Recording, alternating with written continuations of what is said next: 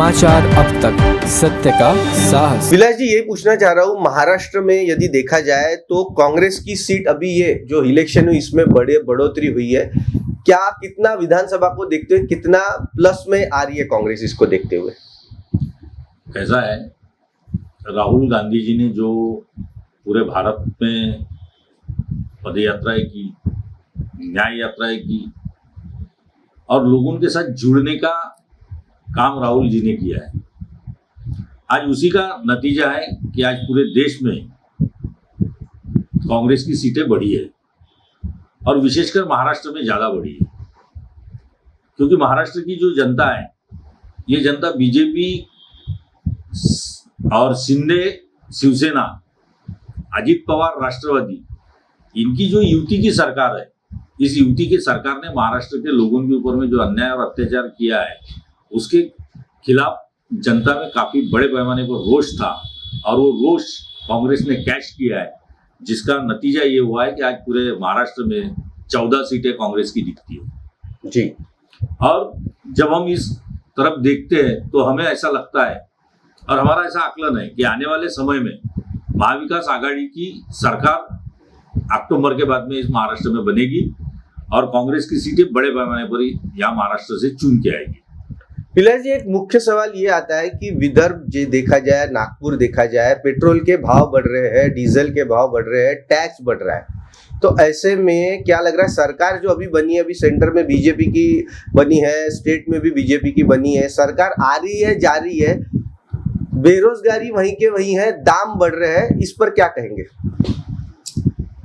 10 साल से बीजेपी की ही सरकार थी और आज भी बीजेपी की सरकार है। 10 साल में इस देश में क्या हुआ है ये सारी जनता परिचित है, भलीभांति जानती है। ये 10 सालों में इस सरकार ने बेरोजगारी को बढ़ावा दिया, रोजगार को कम किया, छोटे व्यवसायिक जो है उन लोगों का व्यवसाय खत्म करने की कगार पर आ गया है। ऐसी अवस्था, यहाँ का जो गरीब मजदूर है उसको जिस तरीके से काम मिलना चाहिए या जिस काम का मुआवजा मिलना चाहिए वो मुआवजा उनको नहीं मिल पा रहा है। आज हम पेट्रोल के दाम देखते आसमान छूने लगे हैं। ये सारी जो परिस्थितियां हो रही है, इसमें ये केंद्र की सरकार नाकाम है और यहाँ की महाराष्ट्र की भी सरकार इस तरफ में नाकाम होते हुए नजर आ रही, जिसका नतीजा आने वाले समय में कांग्रेस की यहाँ सरकार बनेगी, ऐसा मुझे लगता है।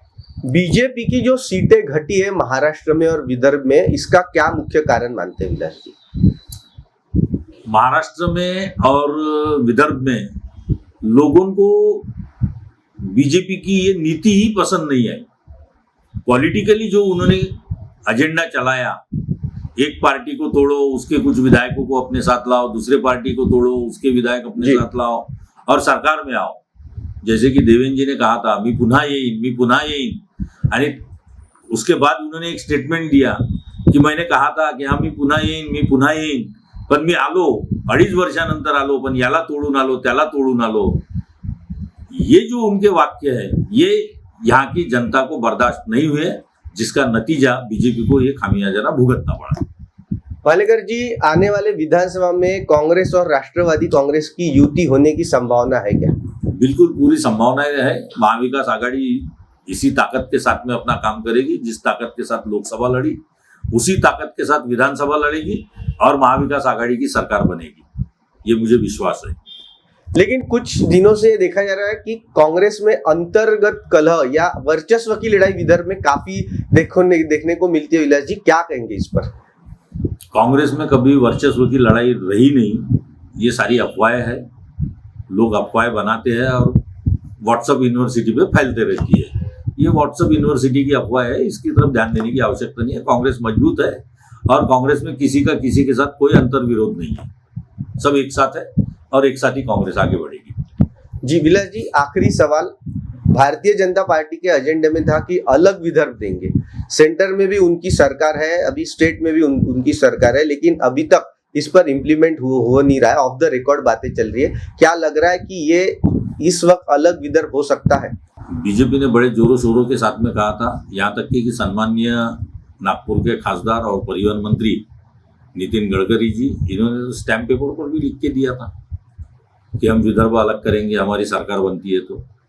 सम्माननीय देवेंद्र फडणवीस जी ने कहा था कि अगर विदर्भ अलग नहीं कर सके तो मैं शादी नहीं करूंगा। जी। शादी भी कर लिया, बच्चे भी हो गए, पर आज तक विदर्भ अलग नहीं हुआ।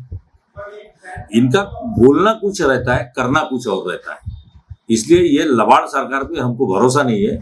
हमें विश्वास है कि कांग्रेस के नेतृत्व में भी विदर्भ के लिए बात की जाएगी, विदर्भ के बारे में सोचा जाएगा।